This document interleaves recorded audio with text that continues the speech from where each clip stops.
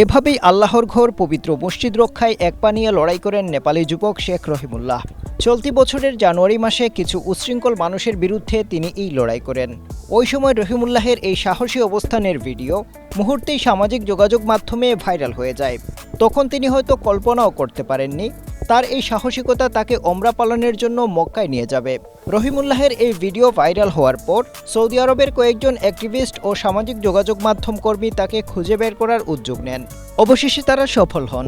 তারা নেপালের রামপুরের বাসিন্দা শেখ রহিমুল্লাহর খোঁজ পান। 5 আগস্ট মসজিদ রক্ষায় তার অবস্থানের প্রতি কৃতজ্ঞতাস্বরূপ সৌদির দাতা ও আয়োজকদের পৃষ্ঠপোষকতায় 32 বছর বয়সী রহিমুল্লাহ তার বাবা মায়ের সঙ্গে মক্কায় ওমরা পালনের জন্য সৌদি আরবে পৌঁছান।